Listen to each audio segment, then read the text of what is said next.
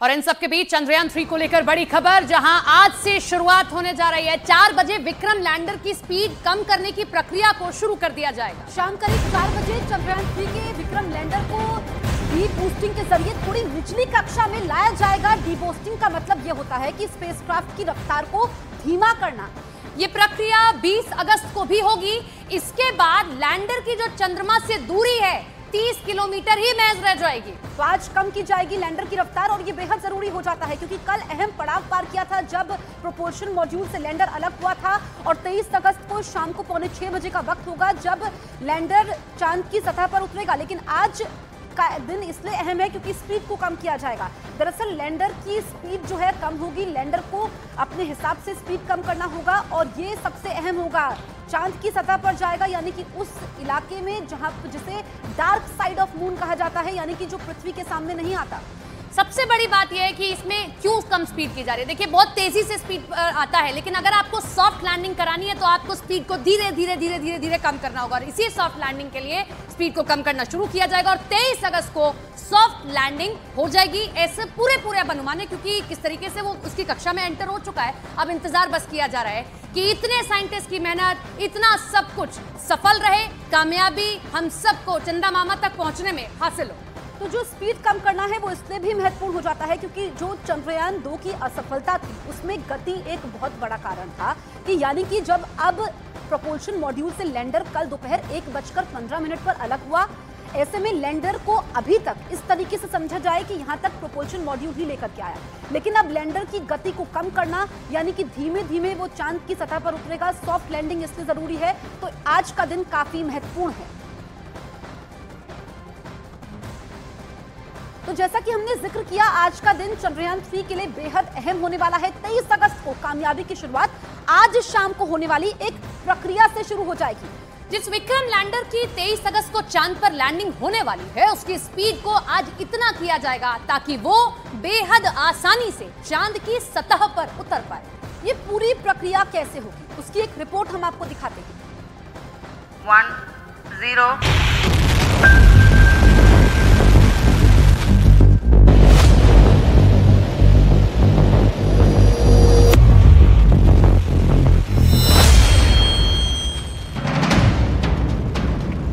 इतिहास रचने से 2 कदम दूर हिंदुस्तान।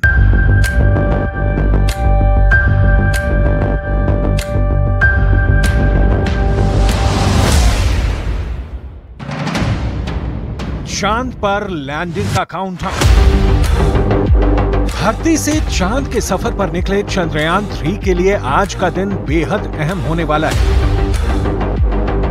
चंद्रयान 3 के प्रोपल्शन मॉड्यूल से विक्रम लैंडर गुरुवार को अलग हो गया और अब उसे चांद के लिए आखिरी के 100 किलोमीटर का सफर अकेले ही तय करना है। इस आखिरी के 100 किलोमीटर के सफर में विक्रम लैंडर में कौन कौन से बड़े बदलाव होने वाले हैं और इस बदलाव से जुड़ा हर एक कदम कैसे चंद्रयान 3 को चांद के करीब और करीब लेकर जाएगा, अब जरा वो समझ लीजिए।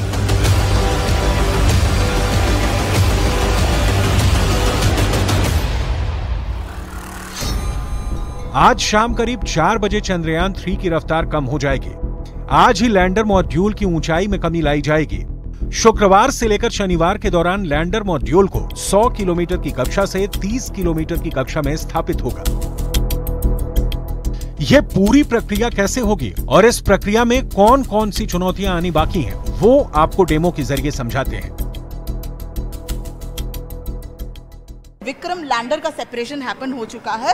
और अब जो आगे की कार्यवाही है, आपसे 5 से 6 दिन का जो समय लगेगा, 23 तारीख तक का जो समय लगेगा, वो अब विक्रम लैंडर के ऊपर जिम्मेदारी रहेगी। क्योंकि अब जो आगे जो स्पीड रिड्यूस करने का काम है इसरो वैज्ञानिकों द्वारा वो किया जाएगा। और 23 तारीख को 5:47 का जो समय निर्धारित किया है, विक्रम लैंडर चंद्रमा के साउथ पोल पर उतरेगा। ठीक है, विक्रम लैंडर के बाद मुझे दिख रहा है सबसे अहम जो होने वाला है अब प्रज्ञान रोवर, बेसिकली जिसपे सारे काम की जिम्मेदारी है। जी, विक्रम लैंडर के ऊपर मेजर जिम्मेदारी है, क्योंकि सॉफ्ट लैंडिंग हमारे लिए एक बहुत बड़ा कंसर्न है और अगर सॉफ्ट लैंडिंग हो जाती है तो भारत इस रेस में चौथे नंबर पे होगा जो सॉफ्ट लैंडिंग करा सकता है। तो once we will have the soft landing on the lunar surface, तो ये हमारा रैंप खुल जाएगा और इस रैंप से हमारा प्रज्ञान द रोवर चलकर जो है सतह पे उतरेगा और इसको बग्गी का रूप दिया गया है। इट्स अ रोबोट जो पूरा चलकर चंद्रमा के उस एरिया को, उस अनआइडेंटिफाइड एरिया को जिस पे अभी तक काम नहीं किया गया है,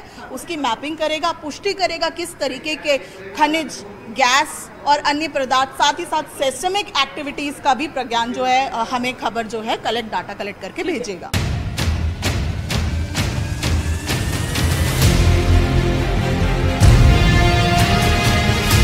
तेईस अगस्त को चांद की सतह पर लैंड होकर चंद्रयान 3 एक नया इतिहास लिखने वाला है। लेकिन 23 अगस्त से पहले चंद्रयान 3 को कौन कौन से पड़ाव पार करने बाकी है, वो भी समझना जरूरी है।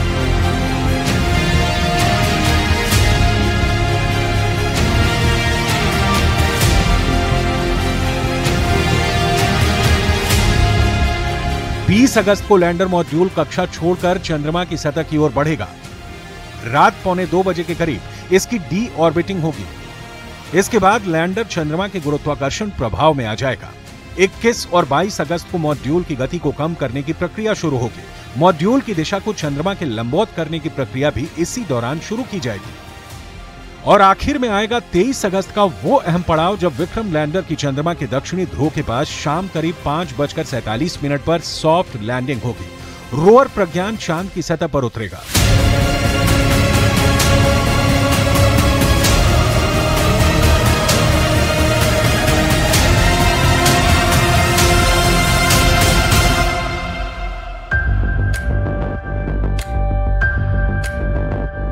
तेईस अगस्त को जब चंद्रयान 3 चांद की सतह पर लैंड करेगी,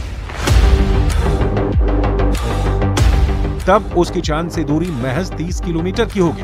तब विक्रम लैंडर चांद की सतह से 90 डिग्री के कोण पर होगा और लैंडिंग के वक्त विक्रम रोवर की रफ्तार 1.68 किलोमीटर प्रति सेकंड होगी।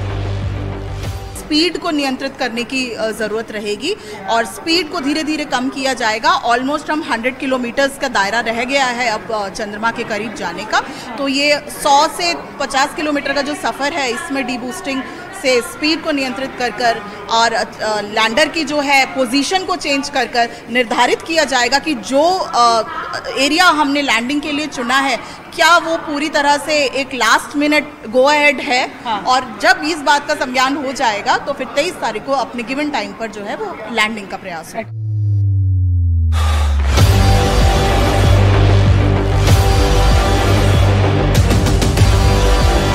अब तक चंद्रयान 3 ठीक वैसे ही अपने सफर के एक एक पड़ाव को सफलतापूर्वक पार कर रहा है, जैसा कि इसरो के वैज्ञानिकों ने तय किया था। और अब इंतजार उस घड़ी का है जब 23 अगस्त की शाम विक्रम लैंडर चांद पर उतरकर नया इतिहास रचेगा।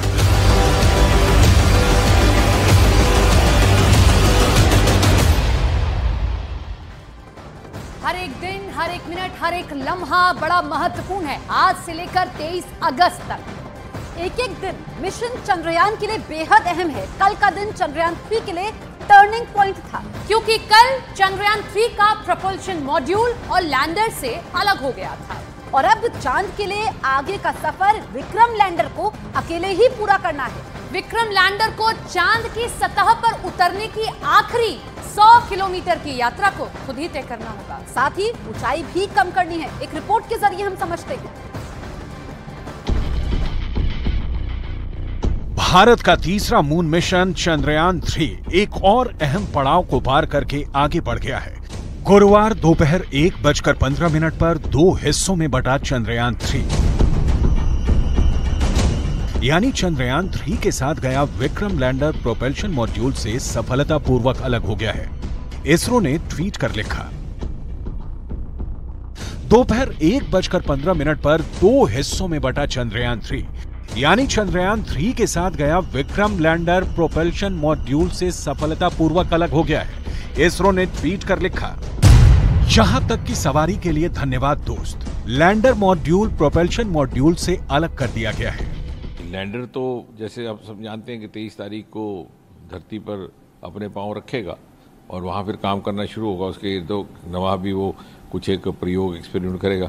लेकिन जो प्रपल्शन मॉड्यूल जो पीछे रह गया है, ये कई महीनों तक इसी प्रकार ब्रह्मांड में घूमता रहेगा और अन्य चित्र और अन्य जानकारी भी उपलब्ध करवाता रहेगा। चंद्रयान 3 के द्वारा भी जो हमें इनपुट्स उपलब्ध होंगे वो न केवल भारत के लिए बल्कि विश्व भर के वैज्ञानिकों के लिए महत्वपूर्ण रहने वाले।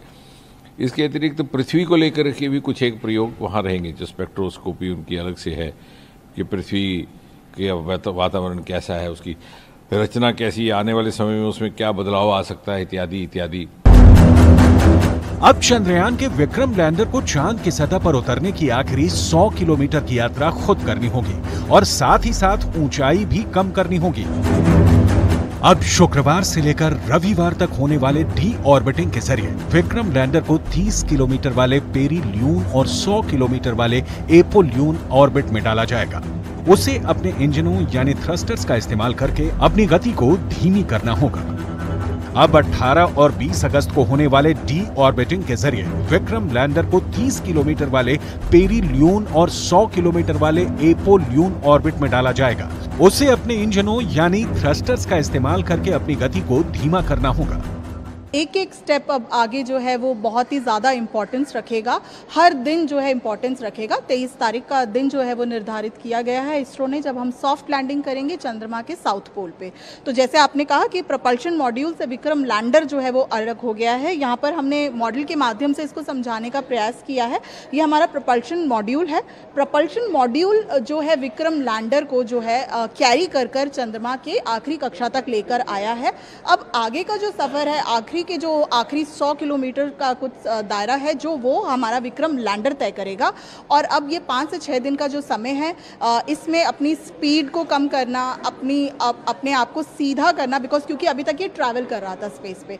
तो अब ये जगह की पुष्टि करना कि जो जगह निर्धारित करी है इसरो ने, जो जहाँ पर लैंड करना है, कि वहाँ पर कोई लास्ट मिनट कोई प्रॉब्लम नहीं है। उन सभी बातों को, उन सभी पहलुओं को अच्छे से गौर कर 23 तारीख को 5:47 पर सॉफ्ट लैंडिंग का प्रयास होगा। एक बार जब विक्रम लैंडर को 30 किलोमीटर इंटू 100 किलोमीटर की ऑर्बिट मिल जाएगी, तब शुरू होगा इसरो के लिए सबसे कठिन चरण, यानी सॉफ्ट लैंडिंग। 30 किलोमीटर की दूरी पर आने के बाद विक्रम की गति को कम करेंगे। चंद्रयान 3 को धीमे धीमे चांद की सतह पर उतारा जाएगा। चंद्रयान 3 चांद से जुड़े उन तमाम रहस्यों से पर्दा उठाएगा जिनसे अब तक दुनिया अनजान है, क्योंकि चांद की आधी सतह चमकती हुई है। मतलब जहां तक रोशनी पहुंचती है तो आधी सतह घुप अंधेरे में डूबी है। चंद्रयान 3 का लैंडर मिशन चंद्रयान 2 की क्रैश साइट से 100 किलोमीटर दूर उतरेगा। चांद के इस हिस्से में सूर्य की किरणें तिरछी पड़ती हैं, तापमान बेहद कम होता है। तापमान -180 डिग्री सेल्सियस तक पहुंच जाता है, लिहाजा पानी मिलने की संभावना कहीं ज्यादा है। यानी इसरो की कोशिश चांद को लेकर अब तक हुई खोज से कहीं आगे बड़ी लकीर खींचने की है। The important thing is, final thing is softly and securely landing on the moon. For that, lander has to separate from the propulsion module. So as of now, all the modules of propulsion system has made its functionalities, and it has done its job. Now Vikram has to take its own course of action. अब Chandrayaan 3 D boost phase यानी जिस दिशा में जा रहा है उसमें गति को कम करना शुरू करेगा। इसके बाद प्री लैंडिंग फेज यानी लैंडिंग से ठीक पहले की स्थिति होगी। यहां से चांद पर सॉफ्ट लैंडिंग की तैयारी शुरू की जाएगी। इसके बाद लैंडर को चांद पर सॉफ्ट लैंडिंग कराई जाएगी।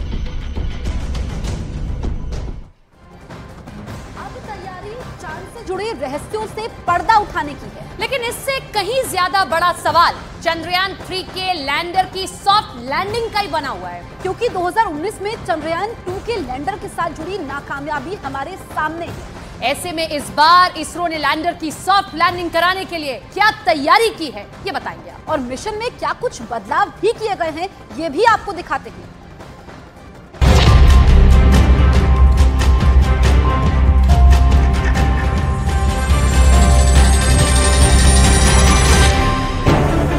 धरती पर रात के अंधेरे में रोशनी बिखेरने वाला चंद्रमा हमेशा से आकर्षण का केंद्र रहा है, लेकिन आकर्षण जितना ज्यादा है, चंद्रमा तक पहुंचने की राह उससे भी कहीं ज्यादा चुनौतीपूर्ण।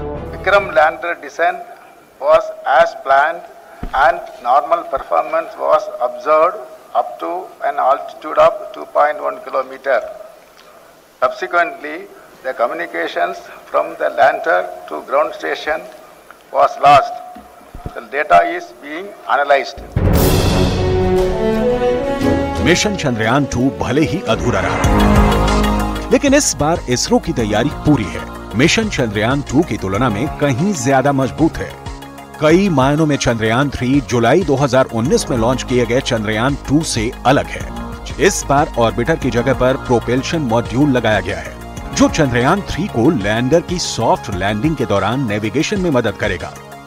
ऑर्बिटर के बदले हमने प्रोपल्शन मॉड्यूल ही रखा है। दूसरा क्या था कि अभी हमें 2-3 चीजें पता थी कि एक डिस्पर्सन ज्यादा था, तो डिस्पर्सन को कितना कंट्रोल ज्यादा कर सकते हैं या डिस्पर्सन को कितना अच्छा समझ सकते हैं।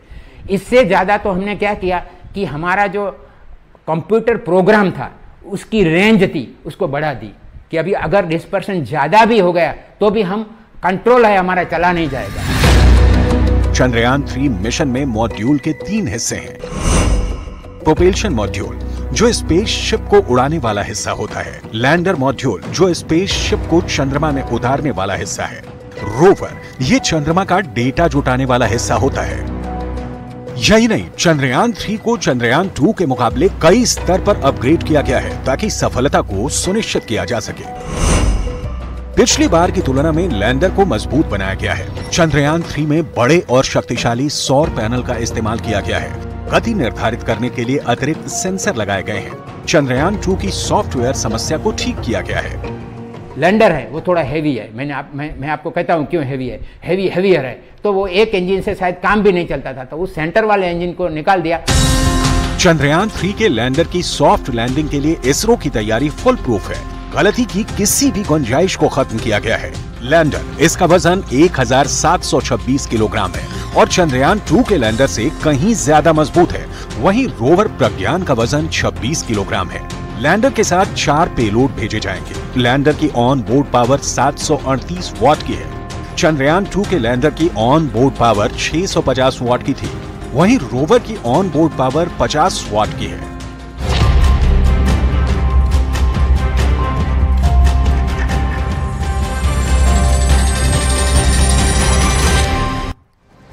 सुनने में ये भले ही छोटा लगे, लेकिन ये सफर छोटा नहीं, ये मेहनत छोटी नहीं, बहुत बड़ी मेहनत है। पूरा सफर आपको दिखाते हैं कि धरती से चंद्रयान 3 का चांद तक का सफर आखिर कैसा है। तो चंद्रयान 3 मिशन में भारत को बहुत बड़ी कामयाबी मिली है। प्रोपल्शन से लैंडर सफलतापूर्वक अलग हो चुका है, जिसकी पुष्टि भी इसरो ने कर दी है। अब हम आपको चंद्रयान के सफर के बारे में बताएंगे, कितने पड़ावों से गुजरकर इसरो को ये सफलता आखिर हासिल हुई है। बिल्कुल, एक एक करके हम आपको इस मिशन के बारे में बताएंगे। सबसे पहले चंद्रयान 3.0 मिशन 14 जुलाई को लॉन्च किया गया और हम आपको ये ग्राफिक्स वॉल के जरिए हम आपको बता रहे हैं। देखिए बहुत अहम है, ये बहुत महत्वपूर्ण है और कल अहम पड़ाव था जिसको हमने पार कर लिया है। अब देखिए 14 जुलाई को ये लॉन्च होता है, चंद कदम दूर है हम चांद से महज। तो देखिए 14 जुलाई को लॉन्च हुआ, उसके बाद चांद की पहली कक्षा में कब पहुंचा? ये 5 अगस्त को चांद की कक्षा ऑर्बिट होती है, कक्षा का मतलब एक आसपास ऑर्बिट होती है, वहां तक ये दाखिल हो गया। ये एक बड़ी सफलता है इसरो के लिए। बिल्कुल, देखिए 5 अगस्त को पहली कक्षा में दाखिल हुआ था, 6 अगस्त को चांद की दूसरी कक्षा में ये पहुंच गया। तो ये एक एक करके सफर है चंद्रयान 3 का। इसके आती है तारीख 9 अगस्त, चांद की तीसरी कक्षा में 9 अगस्त को भी, यानी कि बहुत तेजी से और बहुत सफलता से वो आगे बढ़ रहा है। और उसके बाद 17 अगस्त को प्रोपल्शन और लैंडर अलग हो गए। ये सबसे महत्वपूर्ण है, कल का दिन सबसे ज्यादा महत्वपूर्ण था जब ये अलग हो गया, यानी कि लैंडर को अब आगे का सफर खुद तय करना है। 23 अगस्त वो तारीख है जब हम सब इंतजार कर रहे हैं कि हम सब जश्न मनाएं, जब चांद के साउथ पोल यानी कि दक्षिणी ध्रुव पर ये सफलतापूर्वक लैंडिंग कर ले और हम सब उस ऐतिहासिक पल के, उस ऐतिहासिक क्षण के गवाह बने। बिल्कुल, रोवर चांद की सतह पर पहुंच जाएगा, वो ऐतिहासिक पल होगा जिसका सभी को बेसब्री से इंतजार है। दरअसल अंतरिक्ष में दबदबा बनाने के लिए दुनिया में होड़ मची हुई है। अमेरिका, चीन, यूरोपीय यूनियन के देश पहले ही अंतरिक्ष में अपनी धाक जमा चुके हैं। अब बारी हिंदुस्तान की है। चंद्रयान 3 की सफलता भारत के लिए अंतरिक्ष के बाजार में और भी ज्यादा ताकतवर बनाएगा।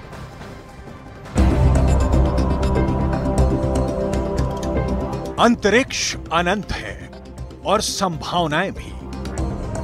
अंतरिक्ष का विस्तार कितना और कहां तक है, इंसान की किसी भी किताब में दर्ज नहीं है। लेकिन अगर अंतरिक्ष के विस्तार की खोज करनी है, नई संभावनाओं को तलाशना है तो अंतरिक्ष की गहराइयों में छिपी संभावनाओं की तलाश में सबसे पहला पड़ाव है चांद।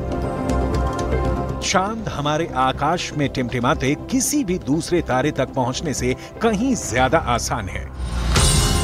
भारत से पहले अमेरिका, रूस और चीन जैसे देश चंद्रमा तक पहुंच चुके हैं। सभी की तैयारी चंद्रमा पर अंतरिक्ष स्टेशन बनाने की है। ऐसे में भारत के लिए चंद्रमा की अहमियत कहीं ज्यादा बढ़ जाती है। चंद्रमा पर पहुंचने से सौर मंडल को समझने में मदद मिलेगी। बड़े लक्ष्यों को प्राप्त करने के लिए चंद्रमा सबसे उपयोगी जगह है। चंद्रमा पर कई तरह के खनिज मिलने की संभावना है। अंतरिक्ष में खोज के लिए स्टेशन विकसित किया जा सकता है। खास बात यह है कि अगर लैंडर की सॉफ्ट लैंडिंग होती है तो फिर अंतरिक्ष में पहुंचने के लिहाज से दुनिया में भारत की साख बढ़ेगी। यही नहीं, अरबों डॉलर के अंतरिक्ष बाजार में भारत पहले से ज्यादा ताकतवर होकर आगे आएगा। चंद्रयान 3 की सफलता न सिर्फ दुनिया के मंच पर देश की ताकत का एहसास कराएगी, बल्कि इसरो के मिशन आदित्य और मिशन गगनयान के लिए भी रास्ते खोलेगी। इसरो की तैयारी गगनयान के जरिए अंतरिक्ष में मानव मिशन भेजने की है। चंद्रयान 3 की सफलता वैश्विक मंच पर भारत की साख तो बढ़ाएगी, प्रधानमंत्री के रूप में नरेंद्र मोदी की साख भी बढ़ेगी।